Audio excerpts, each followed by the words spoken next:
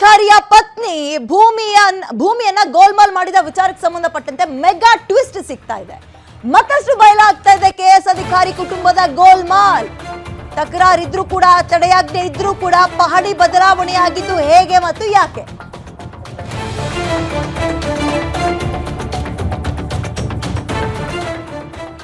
ಹುಬ್ಳಿ ತಹಶೀಲ್ದಾರ್ ಮೇಲೆ ಒತ್ತಡ ಹಾಕಿದ್ರ ಕೆಎಸ್ ಅಧಿಕಾರಿ?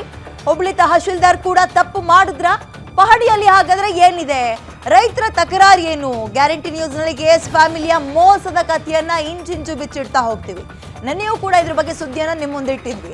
ಕೆಎಸ್ ಅಧಿಕಾರಿಯ ಹೆಂಡತಿಯೊಬ್ರು ಒಂದು ಗ್ರಾಮದ ರೈತ ಕುಟುಂಬಕ್ಕೆ ಬರೋಬ್ಬರಿ 5 ಎಕರೆ 31 ಕುಂಟೆ ಭೂಮಿಯನ್ನ ಖರೀದಿ ಮಾಡ್ತೀನಿ ಅಂತ ನಂಬಿಸಿ ಮೇಲ್ನೋಟಕ್ಕೆ ಮೂಗಿಗೆ ತುಪ್ಪ ಸವರುವಂತೆ ಅಡ್ವಾನ್ಸ್ ಕೊಟ್ಟು ಉಳಿದಿದ್ದನ್ನ ಯಾಮಾರಿಸಿದ್ದಾರೆ ಅಂತ ರೈತರು ಆಮೇಲೆ ಏನ್ ಮಾಡಿದ್ರು? ಏಜೆಂಟ್ ಅಥವಾ ಮಧ್ಯವರ್ತಿಗಳು ಅಂತ ಯಾರಿರ್ತಾರೆ, ಕಿಡ್ನಾಪೇ ಮಾಡ್ಕೊಂಡು ಹೋದ್ರು. ಆ ಪ್ರಕರಣಕ್ಕೆ ಟ್ವಿಸ್ಟ್ ಸಿಗ್ತಾ ಇದೆ, ಅದನ್ನ ನೋಡೋಣ. ಕೆಎಸ್ ಅಧಿಕಾರಿ ಕುಟುಂಬ ಭೂಮಿ ಖರೀದಿ ವಿಚಾರಕ್ಕೆ ರೋಚಕ ಟ್ವಿಸ್ಟ್ ಸಿಗ್ತಾ ಇದೆ. ಅಧಿಕಾರಿಗಳ ಮೇಲೆ ಒತ್ತಡ ಹೇರಿದ್ರ ಕೆಎಸ್ ಆಫೀಸರ್ನ ಫ್ಯಾಮಿಲಿ ಅನ್ನೋ ಪ್ರಶ್ನೆ ಇದೆ.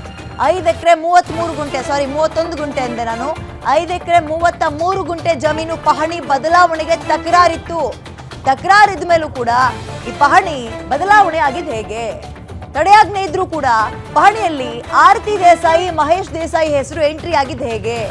ಜೂನ್ 26ನೇ ತಾರೀಕು ಜಮೀನು ಖರೀದಿ ಬಳಿಕ ರೈತರಿಗೆ ಸಂಕಷ್ಟ ಎದುರಾಗಿದೆ. ಹಣ ಕೊಟ್ಟಿಲ್ಲ.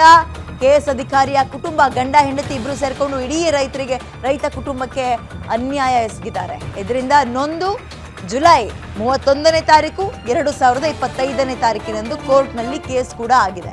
ಕೇಸ್ ನಂಬರ್ 36/2025 ಈ ನಂಬರ್ನಲ್ಲಿ ರೈತರಿಂದ ಹೋರಾಟ ಕೂಡ ಆಗಿದೆ. ಆಗಸ್ಟ್ 2, 2025ರಂದು ಯಥಾಸ್ಥಿತಿ ಕಾಯ್ದುಕೊಳ್ಳಿ ಅಂತ ಕೋರ್ಟ್ ಸ್ಟೇ ಆರ್ಡರ್ ಕೊಡುತ್ತೆ. ಸೆಪ್ಟೆಂಬರ್ 3ನೇ ತಾರೀಕು ತಡೆಯಾಜ್ಞೆಯನ್ನ ಕೋರ್ಟ್ ಕೊಟ್ಟಿತ್ತು. ವಿಚಾರಣೆ ದಿನಾಂಕದಂದೇ ಪಹಣಿಯಲ್ಲಿ ಆರತಿ ದೇಸಾಯಿ ಅಂತ ಹೆಸರು ನಮೂದಾಗಿದೆ. ಜೊತೆಗೆ ಪಹಣಿಯಲ್ಲಿ ಮಹೇಶ್ ದೇಸಾಯಿ ಹೆಸರು ಕೂಡ ನಮೂದಾಗಿದೆ. ಸೆಪ್ಟೆಂಬರ್ 3ರಿಂದ ಮತ್ತೆ ಅಕ್ಟೋಬರ್ 8ರವರೆಗೂ ತಡೆಯಾಜ್ಞೆ ಮುಂದುವರಿಕೆ ಇತ್ತು.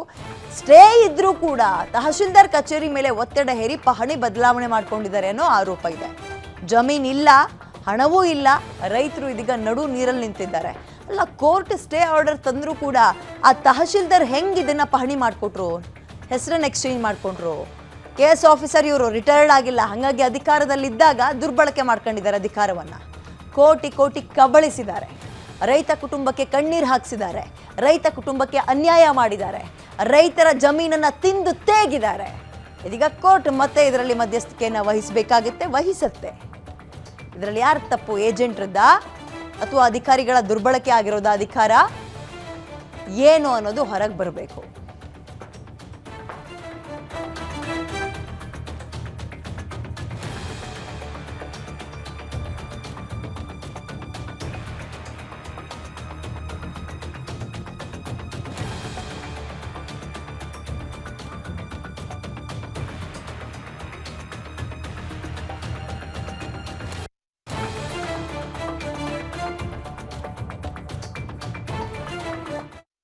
ಈಗ ಮಹೇಶ್ ದೇಸಾಯಿ ಆಮೇಲೆ ಆರತಿ ದೇಸಾಯಿ ಅಂತನಾರ ಖರೀದಿ ಆಗೈತೆ ರೀ. ಸೀಲ್ಡ್ ಅಲ್ಲ, ಅವ್ರ ಹೆಸರೇ ನಾವು ಮಾಡಿಕೊಟ್ಬಿಟ್ಟಿದ್ವಿ ಆಲ್ರೆಡಿ.